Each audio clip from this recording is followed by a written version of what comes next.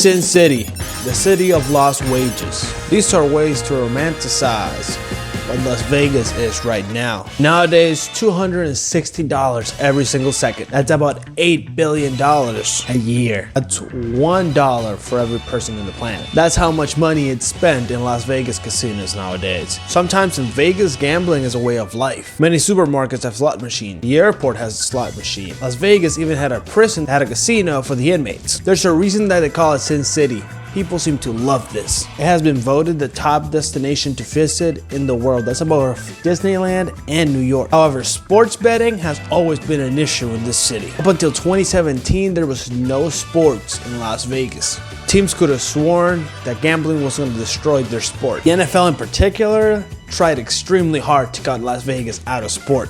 So much so they tried to cut signals to the entire city.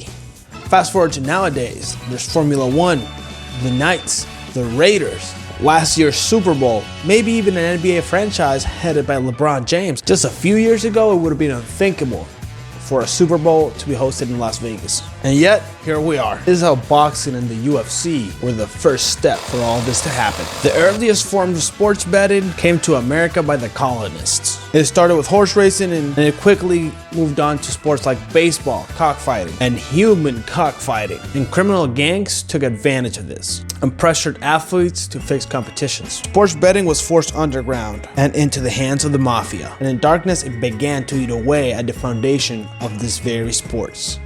For example, the Chicago White Sox were charged with 8 guys intentionally losing the World Series. They had been acting on behalf of the mafia betting syndicate. It all came as a shock, and everybody in America assumed that sports betting led to corruption.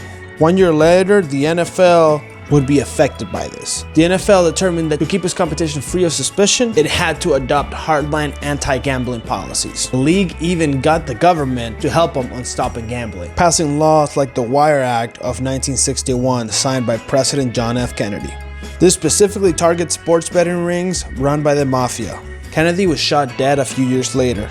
There's conspiracy that the hardline laws against the mob and the gambling operations were the cause of all this. Officially, JFK was killed by a lone gunman with no connection to the mob, allegedly. In the 1970s, the NFL would go even harder against this gambling.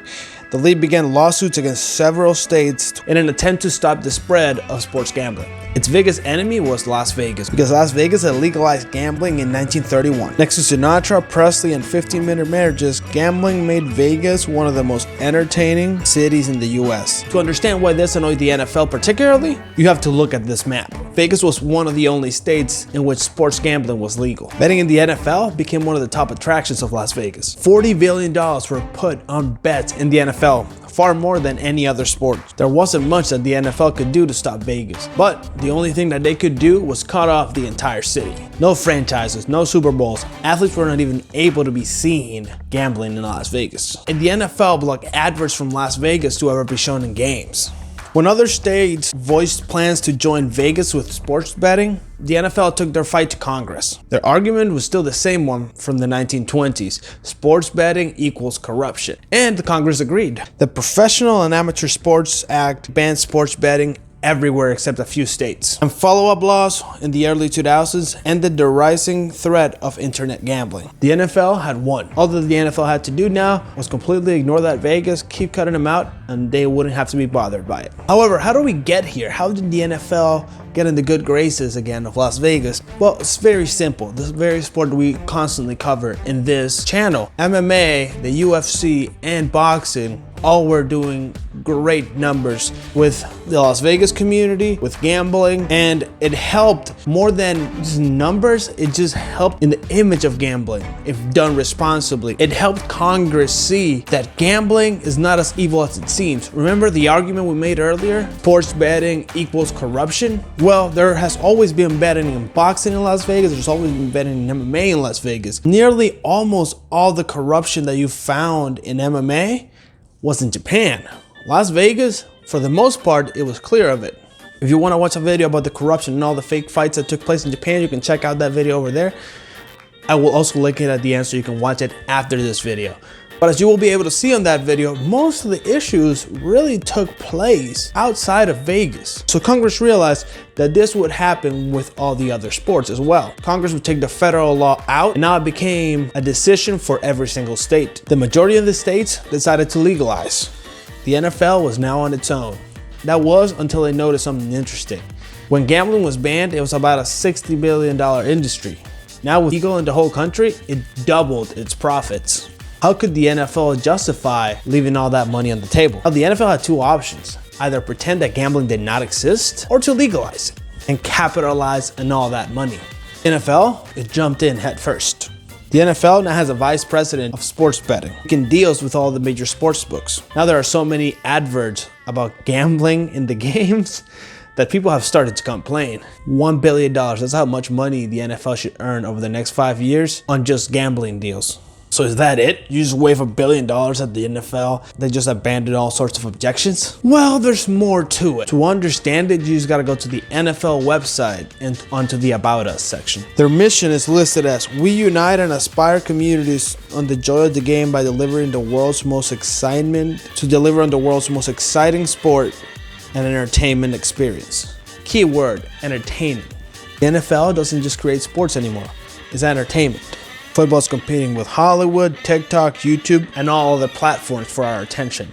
Any factor that helps you get more involved in the sports makes the sport more entertaining. This is why the UFC and boxing were doing so good, because if you're allowed to gamble on the sport, it's gonna become more entertainment. Now you have something at stake that you want to happen. Before, you're just watching two random guys hit each other. On the NFL's case, 40 guys hitting each other. Gambling on sports makes sports unbelievably more entertaining. In many cases, people just become fans of the team that they bet on. The NFL's $10 billion per year deal of TV rights is the biggest in the world.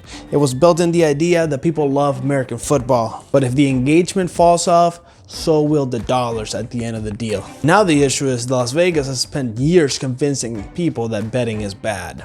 So how does this change? Well, that's where Las Vegas comes in with the NFL. Now, completely legitimizing Las Vegas, an effort that started with the UFC and boxing, now holds the biggest event of the year in sports and entertainment. The NFL is rewriting the narrative.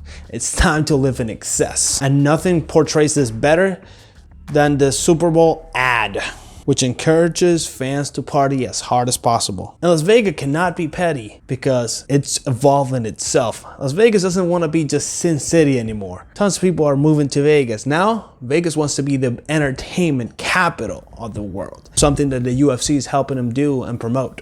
The iconic saying of that what happens in Vegas stays in Vegas has now become what happens in Vegas can only happen here.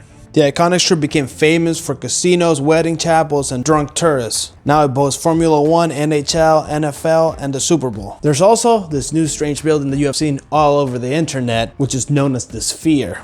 This is a huge part of the marketing ploy, because this will take center stage when anything important of relevance happens in Las Vegas, and you will see it all over social media like you have already. Sports is the ultimate form of entertainment for the entertainment capital of the world. Numbers are already looking great. Tons of money is being brought into the economy with all the sports teams joining in. The transformation is also absolutely working. Media keeps referring to them as a sports city now, not a gambling city. And the best is yet to come. There's talks about LeBron James maybe opening an NBA franchise in Las Vegas. He reportedly plans to end his sports career playing with his son. This is a Hollywood story, and one that is not taking place in Hollywood. It's taking place in Vegas. We have just witnessed the complete transformation of a city. That's the power that sports and gambling has. When it enters your town, it will never look the same. And when it leaves, it will leave a massive hole in your town. Just ask the Oakland A's fans who are losing their sports teams to Las Vegas. And all of this started by a sport that was once illegal. Check out this video right here to see how sports like the UFC was once illegal and now it's one of the biggest sports in the world. And check out this video right here for the fake fights and corruption videos that I mentioned earlier. And I'll see you in that video. See ya! It's all on the coat, ballin' now, skirt down, all of these diamonds sold. Bought them for me, but they're yours now. You could drink it, but take it slow. Ballin' for you, fallin' for you.